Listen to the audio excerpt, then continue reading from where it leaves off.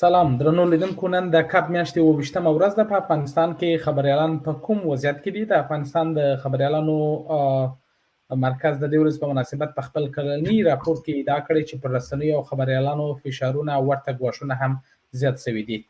دا موضوع موږ په اروپا کې د افغان خبریالانو د ټولنې له مشر سره په مرکه کې راخلو. د افغان خبریالانو په اروپا کې د افغان خبریالانو د ټولنې مشر حمید عبیدي، سلامونه. ښاغلی، که تاسو راته ووایاست ستاسې په اند آیا رښتیا هم په افغانستان کې پر رسنیو او خبریالانو فشارونه او ورته ګواښونه زیات شوي دي؟ عبیدي صاحب. زاهدي صاحب، سلامونه او درنښت. په لومړي سر کې خو تاسو درنو همکارانو ته د افغانستان ټولو خبریالانو ته د دغې ورځې له امله مبارکي وایم. تاسو د پوښتنې په ځواب کې زاهدي صاحب د طالبانو د واک ته رسېدو نه تر اوسه موږ تازه موندنې ښیي چې 19 موارده محدودیتونه د خبریالانو او د رسنیو د کارکوونکو په وړاندې وضع شوي دي، چې هغه تر ټولو مهم محدودیتونه د سانسور شتون په لوړه کچه ټولې رسنۍ او خبرونې سانسورېږي. اطلاعات د لاسرسي مسله ټول خبریالان ورڅخه سر ټکوي. اطلاعات رسنیو ته نه ورکول کېږي، خبریالانو ته اطلاعات په وخت کې نه ورکول کېږي. په خاص ډول د ښځینه خبریالانو په وړاندې تبعیض شتون لري. ښځینه خبریالانو ته اطلاعات نه ورکول کېږي ان تر دې چې دوی سره مرکې نه کېږي، مطبوعاتي غونډو ته نه بلل کېږي، او ان تر دې چې کله ښځینه خبریالانې د مرکې لپاره طالب چارواکو ته زنګ وهي، کله چې دوی ګوري چې اواز د یو ښځې دی او تلیفون ورباندې قطع کوي او ورته پیام کېږي چې یو نارینه خبریال ته ووایي چې ما ته زنګ وهي. دا هغه درې مهم موارد دي چې د محدودیت یا محدودیتونه دي چې خبریالان ورسره لاس او ګریوان دي. د دې ترڅنګ زه فکر کوم د خبریالانو او د اوسني نظام ترمنځ د اعتماد فضا رامنځته شوې نه ده، او اوسنی نظام د خبریالانو سره دوه ګونه چلند کوي، په دې معنی چې هغه خبریالان چې د دوی په عام اصطلاح دوی په خوښه فعالیت کوي او خپل خبرونې یا برنامه چمتو کوي، هغه دوی نازوي، او هغه خبریالان چې بیا لږ انتقادي ذهن لري او هغه د ټولنې د ستونزو په پام کې نیولو سره او د ژورنالیزم د مسلک د اصولو په اساس چې هغه دقت، توازن، بی‌طرفي د کوښښ کوي خبرونې چمتو کړي، بیا هغوی تر فشار لاندې راځي. په همدې دلیل هم ګڼ شمېر خبریالان د روحي او رواني ستونزو سره مخامخ دي، ان تر دې چې د کلماتو په کارولو کې دوی ته ویل کېږي چې څه ډول کلمات وکاروي، څنګه کوم میلمانه په برنامو کې را دعوت کړي، هغه میلمانه چې د نظام په خوښه خبرې کوي، یا په ځینو مواردو کې یا د ټولنې په دویم لاس موضوعاتو باندې نیوکه کوي، هغه میلمنو سره دوی مشکل نه لري. عبیدي صاحب، فکر کوئ دا فشارونه ولې دي؟ طالبان په دې سره څه لاسته راوړل غواړي؟ دوی دا فشارونه ولې راوړي؟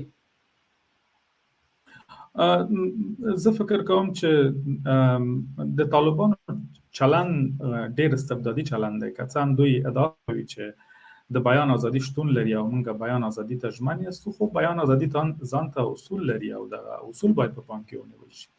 د بیان د ازادۍ تر ټولو مهم اصول نیوکه ده، او نیوکه اصلاحات رامنځته کوي. تاسو چې د رسنۍ ژبه وتړئ او د نیوکې حق ورڅخه والئ او یوازې ورته ووایئ چې په ځینو مواردو کې چې هغه اجتماعي ستونزې دي تاسو نیوکه وکړئ، او په هغه اساسي کرښو چې د حکومت هغه اساسي سیاست تعریفوي او تنظیموي هغه موارد سره کرښې ووسي او انتقاد ورباندې ونشي، نو دلته بیا د بیان ازادي معنا نه ورکوي، نو بیا دا نشو کولی چې بیان ازادي شتون لري.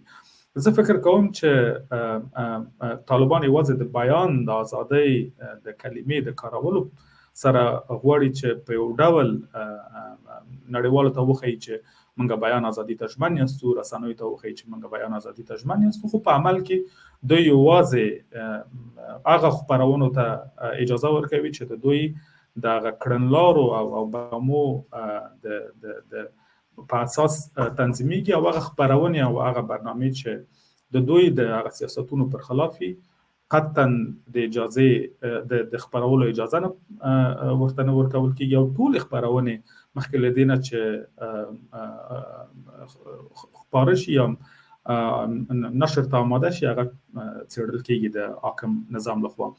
زه فکر کوم چې طالبان ډیر کوشش کوي، تاسو مشخص پوښتنې ته که ځواب وایم، چې عامه افکار په یو ډول د دوی د دغه برنامو یا کړنو لپاره وکارول شي، او عامه افکار یو ډول دوی تاثیر ولري یا اغیزه ولري عامه افکارو باندې. همدې لپاره دوی هغه سوشل میډیا کې هغه لوی کمپاین په لار اچولی چې تاسو یوټیوبران عملا ګورئ چې حاکم نظام ته کمپاین کوي، او غټې رسنۍ نشي کولی چې د طالبانو په هغه اساسي کرښو یا هغه سیاسي کرښو باندې نیوکه وکړي. عبیدي صاحب، تاسې یوه ټکو ته اشاره وکړل چې خپله د ښځینه غږ خبریالانو لپاره هلته دوی مرکې ته نه حاضرېږي، او په افغانستان کې داسې ویل کېږي چې په یو شمېر رسنیو کې د ښځینه غږ هم بند شوی. خپله په اروپا کې د افغان خبریالانو د ټولنې د مشر په توګه تاسو په دې برخه کې څه کړي، او له چا سره مو لیدلې، خبرې مو کړي؟ آیا خپله په افغانستان کې دننه د طالبانو له حکومت سره مو اړیکه نیولې او دا ستونزې مو ورسره شریکې کړي؟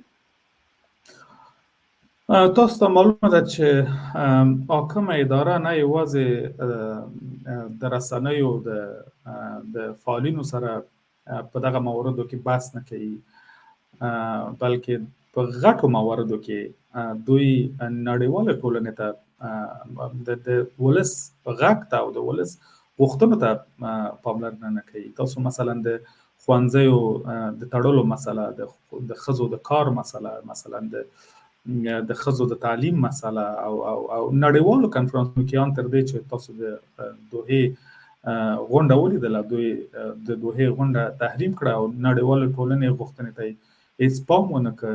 دوی په غټو مسایلو کې هغه خپل دریځ باندې درېږي او د چا خبره نه مني.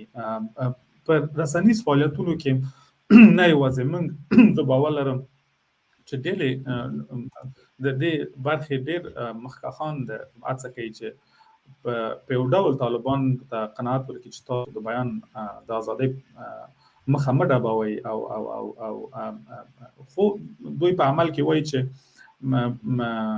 دوی په ظاهر کې وایي چې موږ بیان ازادۍ ته باورمند یو، خو په عمل کې د دې خپل ژمنې خلاف عمل کوي. موږ څه چې موږ کړي، کوم محدودیتونه چې وضع کېږي، موږ ټول هغه موارد مستند کړي نړیوالو سازمانونو سره چې په دغه برخه کې د بیان ازادي یا فریډم اف سپیچ په برخه کې کار کوي. دا مستند موارد مو شریک کړي او د دوی څخه مو غوښتي دي چې دغه ډیپلوماټیک فشارونه طالبانو باندې د حکومتونو لخوا ورزیات شي چې دغه موارد ته دوی ژمن پاتې شي. خو صادقانه تاسو ته وایم چې د ټولنو زه باور لرم نور خبریالان او ټولنې دا هڅې کړي چې طالبانو سره خبرې وکړي او دوی ته قناعت ورکړي، خو دوی هماغه په خپل دریځ ولاړ دي او د هېچا خبره له بله مرغه نه مني.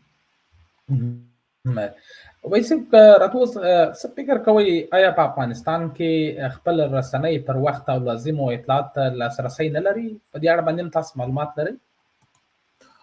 ما مخکې مې یادونه وکړه چې یوه لویه ستونزه همدا ده چې اطلاعات ته لاسرسی نشته. اطلاعات ته د لاسرسی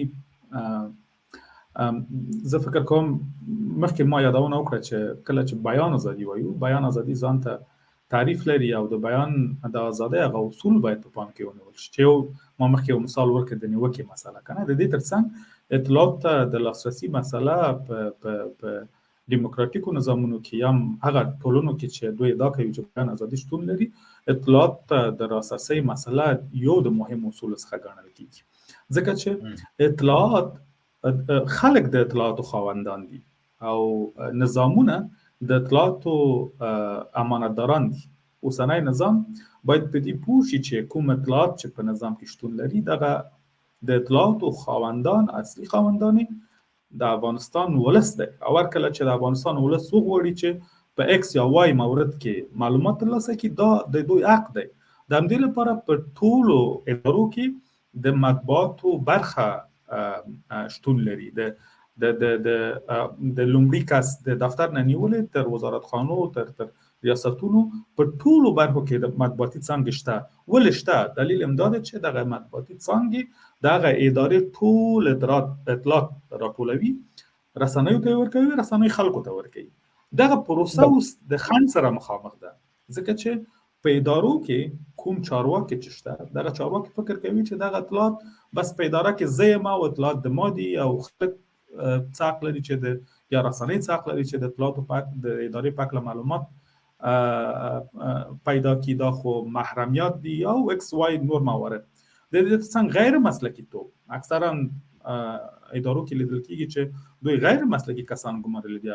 دوی خپل نه پیږي چې مطبوعاتي کار یعنی څه ډول اطلاعات خلکو ته یا رسنیو ته ورکړي. ان تر دې چې خبرالان کله چې دوی سره نیوکه اړیکه نیسي، دوی ناظریږي مرکو ته، ځکه چې دوی نشي کولای د مرکې وړتیا نه لري. دا بل ستونزه ده. زه فکر کوم چې دغه دوه موارد چې یو خو غیر مسلکی توب چې ګڼ شمېر کسان چې په دغه برخه کې ګمارل شوي غیر مسلکی دي، د اطلاعاتو په ارزښت نه پیږي، د اطلاعاتو په شریکولو نه پیږي چې څنګه رسنیو سره شریک کړي. دا یوه ستونزه. د دې ترڅنګ ما مخکې یادونه وکړه چې خپله ژمنتیا د نظام چې ژمن وي اطلاعاتو ته، چې اطلاعاتو د لاسرسي لپاره چې خلکو ته په وخت اطلاعات باید ورکړل شي، دې ته ژمن نه دي. د همدې لپاره ستونزه رامنځته شوې. او دغه پروسه چې اطلاعات باید رسنیو ته ورکړل شي، رسنیو لارې خلکو ته ورکړل شي، بیرته د خلکو غږ چارواکو ته ورسول شي، دغه پروسه اوس متاسفانه د خنډ سره مخامخ ده. بله وایي په وروستۍ کې یوه پوښتنه هغه ده چې په افغانستان کې له اقتصادي اړخه رسنۍ کمزوري سوي او تر ډېره پورې هغه د مالي امکاناتو د نشتون له امله تړل سوي دي. ان تر دې چې 2 ورځې وړاندې یوه بله خبره همدا وه چې د غزني او ښاروالۍ فکر کوم چې په یو شمېر ولایتونو کې د رسنۍ د جواز مقابل کې ښاروالۍ ته د پیسو د نه ورکولو په بدل کې هم تړل سوي دي. تاسو په دې اړه خبر یاست او خپله په تاسو د نړیوالې ټولنې او یا هم د هغو ادارو سره چې رسنۍ تقویه کوي په دې اړه مو خبرې ورسره کړي تر څو پورې په افغانستان کې شته رسنۍ له مالي اړخه تقویه کړي؟ دلته دوه مسایل دي زیدي صاحب. اول دا چې تاسو وګورئ د ښاروالۍ یو کارکونکی زی او د رسنۍ دروازه تړي. دا په دې معنا ده چې هر څوک په دغه نظام کې هر چارواکی چې وغواړي کولی شي د رسنیو په وړاندې دریځ خپل کړي. په حال کې چې د اطلاعاتو وزارت د اطلاعاتو فرهنګ وزارت شته، هلته کمیسیونونه شته، او دا د اطلاعاتو فرهنګ وزارت دنده ده چې د رسنیو په وړاندې که هغه مالیه یې نه ورکړي، که هغه اقتصادي ستونزه وي، که هغه تخطي وي، دغه ټولو مواردو ته هلته کمیسیونونه شته. دغه ټول موارد باید مستند کمیسیون ته ورشي، کمیسیون په دې هکله باید پرېکړه وکړي. که نه ښاروالۍ دا خو هغه د نظام ګډوډي ښایي که نه، چې په یو نظام کې دونه ګډوډي ده چې هر څوک که وغواړي د رسنیو په وړاندې دریځ خپل کړي، هغه کولی شي. نو د دې ترڅنګ فکر کوم دا خو غټه ستونزه ده. دا یو مثال و. تاسو نور مثالونه په تیرو میاشتو کې ولیدل. مثلا په بدخشان ولایت کې که تاسو په یاد وي 6 یا 7 میاشتې مخکې د اطلاعاتو فرهنګ رئیس تللی د یو رسنۍ دروازه بنده کړی چې تاسو خپرونې اسلامي خپرونې نه دي. دا خو د اطلاعاتو فرهنګ د رئیس کار نه دی، دا خو د وزارت کار دی، د کمیسیونونو کار دی. د دې ترڅنګ زه فکر کوم چې په مجموع کې اقتصادي ستونزې شته. د رسنیو یوه لوی ستونزه اقتصادي ستونزې دي. هغه بېلابېل عوامل لري. اول دا چې په تیر نظام کې تاسو په یاد زاهدي صاحب چې اعلانونه زیات و او د رسنیو یو د مالی اړخ یو برخه ستونزې د اعلاناتو لارخه الیدلې. یا ساده کلماتو کې وایو اعلانات عاید رسنیو ته چک وکنه د عاید و منبع اعلانات و دا یو د دې ترڅنګ ډېر نړیوالې ادارې په افغانستان کې پروژې درلودلې او دغه پروژو د عامه پوهاوي لپاره یا پبلک اورنس لپاره ټول د پروژو هغه